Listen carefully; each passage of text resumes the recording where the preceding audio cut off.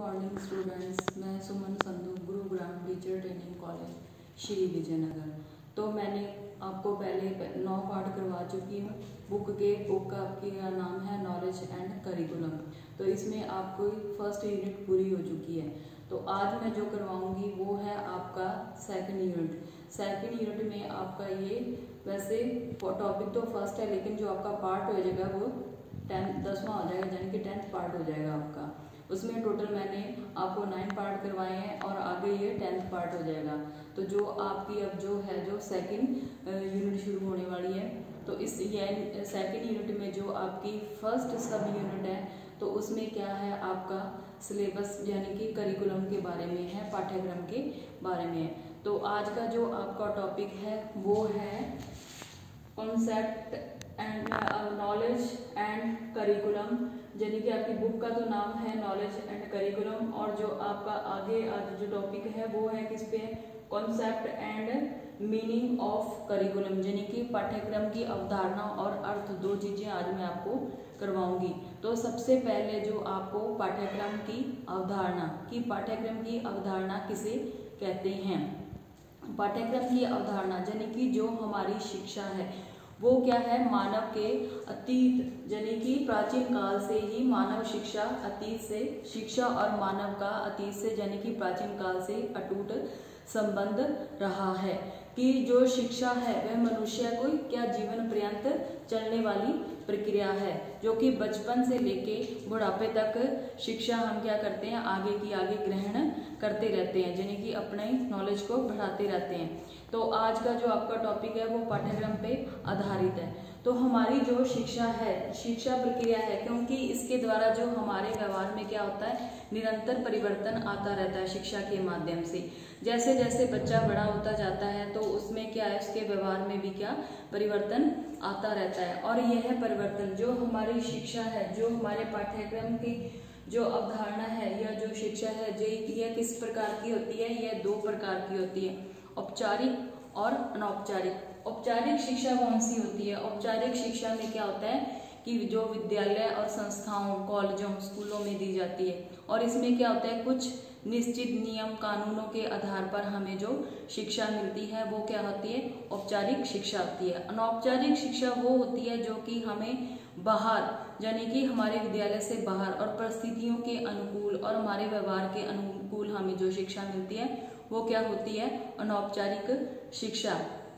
तो जो शिक्षा है वो क्या है, निरंतर चलने वाली प्रक्रिया है, वो जीवन पर्यंत चलती रहती है। और शिक्षा 2 प्रकार की होती है, औपचारिक और अनौपचारिक। औपचारिक तो हमारे विद्यालय संस्थाओं में मिलती है, और जो अनौपचारिक होती है वो विद्यालय के बाहर मिलती है, और वो जीवन पर्यंत चलती रहती है, और वो हमारी व्यवहार और परिस्थितियों के अनुकूल होती है।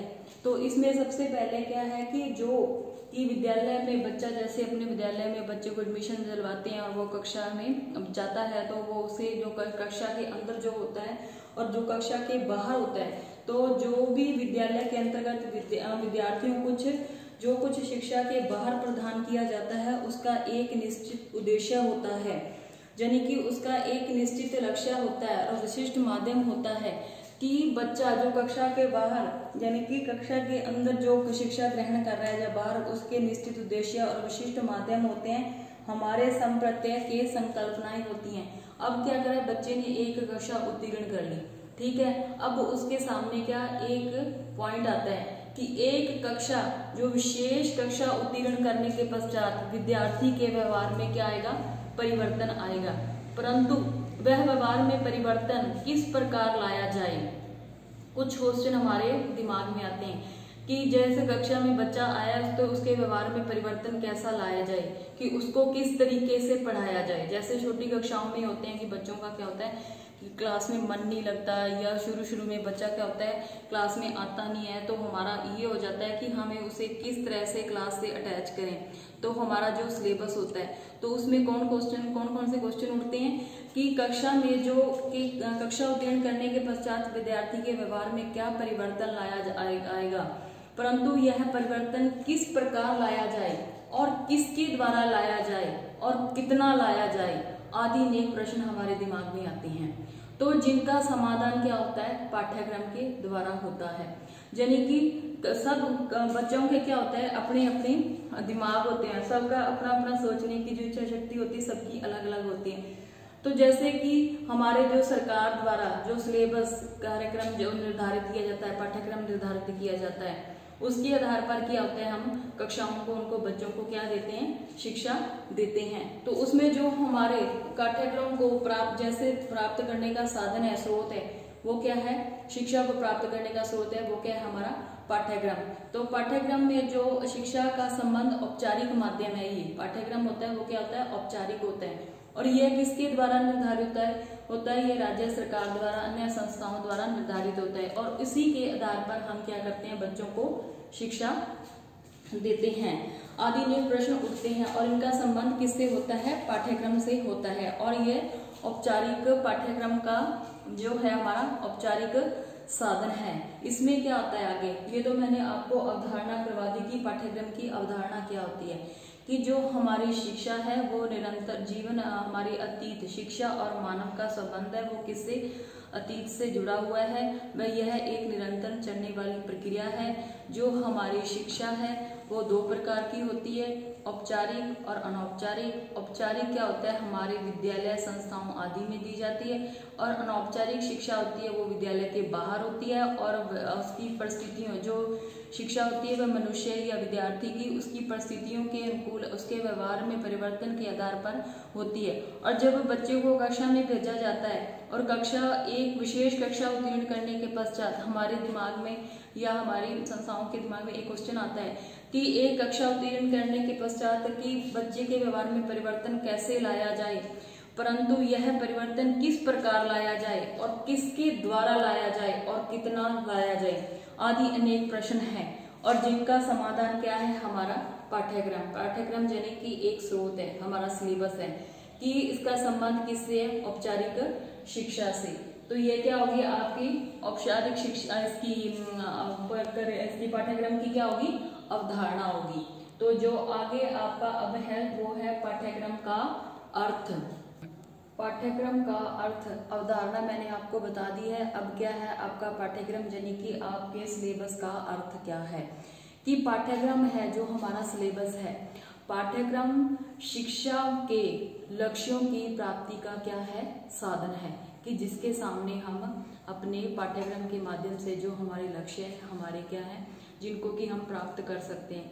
एक सिलेबस क्या होता है, हमारा निश्चित कर दिया जाता है, और वो जो उस सिलेबस के आधार पर ही हम क्या करते हैं, हम अपने लक्ष्य को प्राप्त करते हैं। और ये जो हमारा आधार है निश्चित किया जाता है, वो कुछ बोर्ड जैसे कि राजस्थान बोर्ड हो गया, सीबीएसई बोर्ड हो गया, हरियाणा बोर्ड हो गया, पंजाब बोर्ड हो गया, तो इनके सब क्या होते हैं, अपने अपने सबके क्या सिलेबस होते हैं, निश्चित होते हैं। और उसी के आधार पर ही क्या करते हैं, बच्चे अपने लक्ष्यों को प्राप्त करते हैं। और इसमें क्या होता है, राज्य सरकार द्वारा इन बोर्डों को क्या होता है, बोर्डों को जो आज्ञा दी जाती है, और सरकार, राज्य सरकार के द्वारा ही सिलेबस को क्या किया जाता है, निश्चित किया जाता है। और प्रत्येक विद्यालय और सिलेबस अब बच्चों का बन चुका है। तो अब क्या होता है, जो हमारी संस्थाएं, जहाँ सरकारी विद्यालय जो निश्चित आधार पर लागू हैं, जहाँ पे बच्चों को शिक्षा प्राप्त होती है, अब उन सबका ये दायित्व बनता है कि जो हमारा सिलेबस जो हमारे को मिला है, तो उनका ये दायित्व बनता है कि उस सिलेबस को पूरा करवाएं।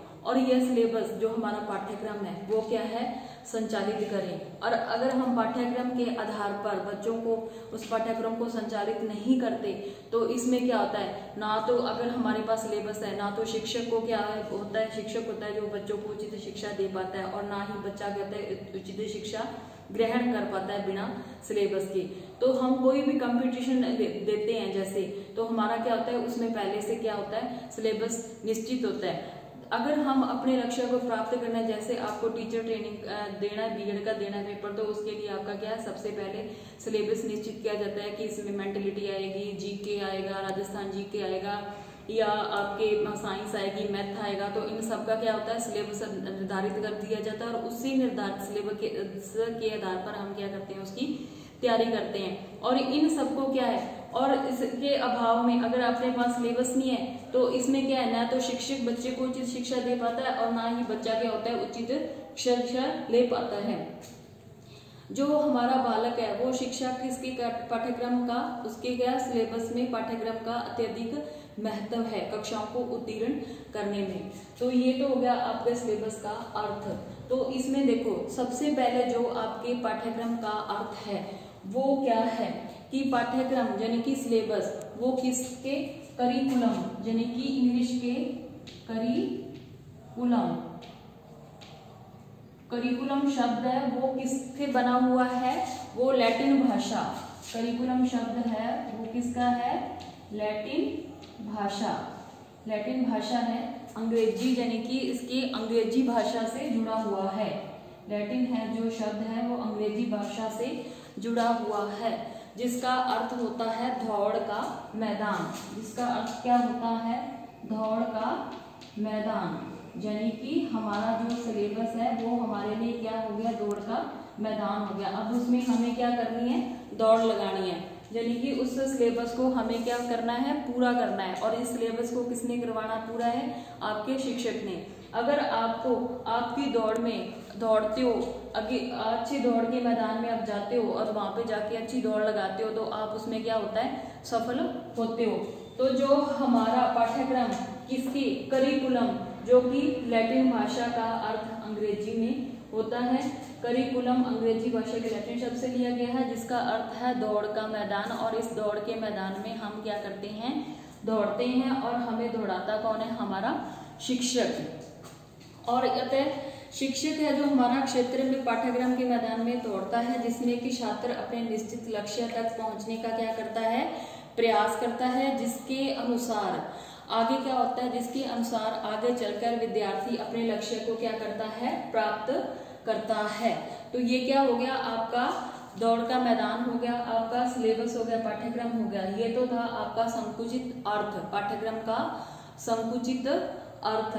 तो मैंने पहले आपको पाठ्यक्रम का अर्थ बताया था। पाठ्यक्रम का अर्थ होता है कि पाठ्यक्रम जो शिक्षा के लक्ष्यों की प्राप्ति के लिए जो पाठ्यक्रम या हमारा सिलेबस निर्धारित किया जाता है, किसके द्वारा निर्धारित किया जाता है, राज्य सरकार द्वारा निर्धारित किया जाता है। और उनके द्वारा जो संस्थाएं स्थापित की गई हैं, विद्यालय संस्थाएं स्थापित की गई हैं, उनका दायित्व है कि वो इस लक्ष्य को पूर्ण करने के लिए शिक्षकों को क्या करें, शिक्षक विद्यार्थियों को शिक्षा दें और उसी के आधार पर शिक्षा ग्रहण करने के पश्चात बच्चा के अपने लक्ष्यों को निर्धारित करता है। ठीक है, और लक्ष्यों को निर्धारित करने के बाद वह उस दौड़ के मैदान में दौड़ता है। तो ये तो आपका हो गया था पाठ्यक्रम का संकुचित अर्थ।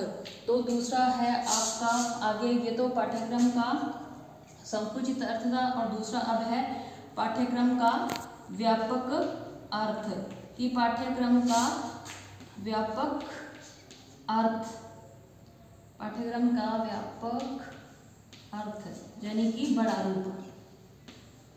व्यापक वो तो छोटा था, अब ये है आगे व्यापक बड़ा रूप। मैंने आपको पाठ्यक्रम का अर्थ बता दिया था। पाठ्यक्रम के अर्थ में किस में से लिया गया है, लैटिन भाषा के अंग्रेजी शब्द से लिया गया है, जिसको कहते हैं दौड़ का मैदान। ठीक है, अब उसमें आगे जो है आपका पाठ्यक्रम का संकुचित अर्थ यानी कि उसका छोटा रूप क्या है। संकुचित अर्थ में क्या होता है कि जो पाठ्यक्रम का परंपरागत यानी कि जैसे साइंस के बच्चा हो गया, आर्ट्स वाला बच्चा हो गया, बीकॉम बीएससी वाले बच्चे हो गए, या मेडिकल नॉन मेडिकल वाले हो गए, कॉमर्स वाले हो गए, तो इनका क्या होता है, जो सिलेबस होता है निश्चित तौर पर कुछ विषयों के आधार पर इनको क्या दिया जाता है, शिक्षा दी जाती है। कि जो इनका सिलेबस है वो परंपरागत अध्ययन कोर्स होता है, जो कि जैसे आपको बीएड करनी है तो बीएड के लिए आप क्या करोगे, तो आपको पहले बीए करनी पड़ेगी, उसके बाद आपको बीएड करनी पड़ेगी, तो उसके लिए क्या होता है, आपका कोर्स होता है वो क्या कर दिया जाता है, निश्चित निर्धारित कर दिया जाता है। उसका जो रूप होता है छोटा यानी कि संकुचित कर दिया जाता है। और इसी के अंदर जो आपका तीसरा है, पहला तो हो गया पाठ्यक्रम का अर्थ, फिर है पाठ्यक्रम का संकुचित अर्थ, अब है जो पाठ्यक्रम का व्यापक अर्थ। इसमें क्या है कि वर्तमान समय में जो हमारे पाठ्यक्रम का स्वरूप है क्या है, वो है व्यापक यानी कि अध्ययन कोर्स। तो अध्ययन कोर्स में क्या होता है, जो आपका सिलेबस होता है वो उसका क्या होता है, एक सीमित नहीं होता। उसके अंतर्गत क्या होता है, अनेक प्रकार के पाठ्यक्रम के अनुभव क्या होते हैं, संबंध क्या शामिल कर दिए जाते हैं। उसमें क्या होता है, एक ही पाठ्यक्रम के अंतर्गत अनेक प्रकार के कोर्स शामिल कर दिए जाते हैं। जैसे कि आपके सिलेबस के अंदर एक ही पाठ्यक्रम या आपके सिलेबस के अंतर्गत क्या होता है, अनेक प्रकार के अनुभवों को क्या किया जाता है, समावेश किया जाता है। उदाहरण के तौर पर मैं आपको बता दूं कि छोटी कक्षाओं में जैसे या बड़ी कक्षाओं में बच्चों के व्यवहार के आधार पर, कि आप छोटी कक्षाओं में बच्चों को आप किसके माध्यम से पढ़ाते हो, कैसे पढ़ाते हो। अगर उनका क्लास में मन नहीं लगता तो आप उसको खेल के माध्यम से पढ़ाओ, कहानी के माध्यम से पढ़ाओ, और उसके पढ़ाने के साथ साथ उनको बच्चों का क्या किया जाता है, दिमाग का सर्वांगीण विकास भी करवाया जाता है। कैसे, जैसे कि उनके कोई कंपटीशन करवा के, जैसे म्यूजिक का कंपटीशन हो गया, डांस का हो गया, या कोई प्रतियोगिता, सामान्य जीके की प्रतियोगिता करवा के, या कंप्यूटर वाली प्रतियोगिता करवा के, जो कि आधुनिक युग है हमारा, उसी के आधार पर बच्चों के क्या होता है, सर्वांगीण विकास के लिए अलग अलग प्रकार की क्या शिक्षा देकर उनके दिमाग का क्या किया जाता है, विकास किया जाता है। तो पहले तो क्या था कि प्राचीन काल में तो हमारा जो सिलेबस था, या इससे आने वाले पहले से जो हमारा सिलेबस था वो क्या था, संकुचित था, निश्चित था। लेकिन अब जो हमारे सिलेबस का अर्थ है वो क्या हो चुका है, व्यापक हो चुका है, बड़ा हो चुका है। क्यों? क्योंकि हमारा का जो आज का युग है वो कैसा है, वैज्ञानिक और तकनीकी युग है, और उसी के आधार पर क्या होता है, बच्चे को शिक्षा दी जाती है कि आने वाले टाइम में बच्चे को किसी प्रकार की कठिनाई ना हो, बच्चा क्या अपनी दौड़ में पूर्ण तरीके से क्या हो, शामिल हो। जैसे कि उसके व्यवहार, साइको यानी कि उसके व्यवहार के आधार पर बच्चे को शिक्षा दी जाती है। और जो हमारी आज की शिक्षा है वो कैसी है, बाल केंद्रित शिक्षा है, लेकिन जो पहले थी वो कैसी थी, शिक्षक केंद्रित शिक्षा थी। क्योंकि आज का जो युग है वो वैज्ञानिक युग है, तो इसमें क्या बच्चे के, बालक के मन के सर्वांगीण विकास करना है। तो हम क्या करते हैं, बच्चे को कक्षा में जब शिक्षण देते हैं, छोटी कक्षाओं को जो शिक्षा दी जाती है उसमें क्या करते हैं, बच्चे को खेल के माध्यम से, या डायग्राम के माध्यम से, या चित्र के माध्यम से बच्चों का क्या करते हैं, पढ़ाते हैं। और उसी के आधार पर, सॉन्ग के आधार पर भी होता है, और बोर्ड के माध्यम से भी बच्चों को शिक्षा दी, कंप्यूटर के माध्यम से भी शिक्षा दी जाती है। तो जो हमारी आज की शिक्षा का जो रूप है, स्वरूप है, वो क्या है, व्यापक है। उसका सिलेबस है वो क्या है, व्यापक है। क्यों? क्योंकि आज की जो हमारी मांग है वो आधुनिक और तकनीकी युग के माध्यम से जो हमें शिक्षा देनी है वो हमें क्या देनी है, उसका सिलेबस क्या होना चाहिए, व्यापक होना चाहिए। तो मैंने आज आपको जो करवाया था वो करवाया था कि आपके पाठ्यक्रम की अवधारणा, कि हमारी जो शिक्षा है, शिक्षा और जो मनुष्य का अतीत से दोनों का संबंध है, अतीत से एक दूसरे से जुड़े हुए। लेकिन जो हमारी शिक्षा है वो क्या होती है, एक निश्चित विद्यालयों में दी जाती है, और इस शिक्षा को पूरा करवाने के लिए हमारे राज्य सरकार द्वारा अनेक संस्थाओं की स्थापना की जाती है। लेकिन जो हमारी शिक्षा क्या होती है, विद्यालय के बाहर भी होती है और अंदर भी होती है। जो अंदर होती है वो तो हमारी सरकार द्वारा निश्चित होती है, और जो बाहर होती है वो हमारे व्यवहार और परिस्थितियों के अनुकूल होती है। और जब कोई बच्चा एक कक्षा विशेष को उत्तीर्ण कर लेता है तो शिक्षक के दिमाग में और उसके परिवार के दिमाग में भी एक सवाल आता है कि विशेष कक्षा को उत्तीर्ण करने के पश्चात विद्यार्थी में एक क्या होता है, परिवर्तन आता है। उस परिवर्तन के पश्चात क्या होता है कि उसमें वो व्यवहार में परिवर्तन, अभिष्ट व्यवहार में परिवर्तन आएगा। वो व्यवहार में परिवर्तन किस प्रकार लाया जाए, कैसा लाया जाए और कितना लाया जाएगा, आदि प्रश्न हमारे दिमाग में होते हैं। कि हमारा जो सिलेबस है बच्चे का, कि जैसे किसी बच्चे का होता है कि वो मैथ में होता है, कोई साइंस में होता है, कोई आर्ट्स में इंटेलिजेंट होता है, तो उनका क्या होता है, पहले से सिलेबस निर्धारित कर दिया जाता है, और उसी के आधार पर वो क्या करता है, बच्चा अपनी रुचि के हिसाब से क्या करता है, सिलेबस चुनता है, आपका अपना पाठ्यक्रम चुनता है। तो उसमें क्या हो गया, ये तो आपकी होगी पाठ्यक्रम की अवधारणा। अब मैंने आपको आगे बताया था कि पाठ्यक्रम का अर्थ क्या होता है। पाठ्यक्रम वह यानी कि आपका सिलेबस होता है कि जो शिक्षा के लक्ष्यों को प्राप्त करने के लिए, और शिक्षा के लक्ष्यों को प्राप्त करने के लिए राज्य सरकार द्वारा कुछ संस्थाओं का निर्माण किया जाता है, वहाँ शिक्षक रखे जाते हैं, और उन शिक्षकों का दायित्व बनता है कि वो अपनी जो विद्यालय की शिक्षा है वो बच्चों को पूर्ण तरीके से नियम कानूनों के आधार पर उनको पूरी करवाएं। और इसके लिए वो क्या करते हैं कि पाठ्यक्रम, उनका कुछ सिलेबस निश्चित कर दिया जाता है, और उसी के अभाव में ना तो बच्चा क्या होता है उस शिक्षा को पूरा कर पाता है, अगर उसके पास सिलेबस नहीं है तो न तो बच्चा उस सिलेबस के बिना उसकी अपनी शिक्षा पूरी करता है और ना ही टीचर उसको उस सिलेबस के बिना क्या उसको पूरा कर पाता है। तो ये तो हो गया उसका पाठ्यक्रम का अर्थ इसका क्या होता है, करिकुलम के लैटिन भाषा से लिया गया है कि यानी कि इसका जो पाठ्यक्रम है वो है दौड़ का मैदान, और उस दौड़ के मैदान में कौन शामिल होता है, बच्चा शामिल होता है, और उसको दौड़ाता कौन है, उसका शिक्षक। तो संकुचित अर्थ में क्या होता है, संकुचित अर्थ में क्या होता है, कुछ उसके विषय निश्चित कर दिए जाते हैं, उसके आधार पर ही क्या होता है वह शिक्षा ग्रहण करता है। उसके परंपरागत अध्ययन, जैसे कि मैंने आपको बताया था साइंस वाले, जैसे डॉक्टर बनना है तो उसका सिलेबस अलग होएगा, टीचर बनना है तो उसका सिलेबस अलग होएगा।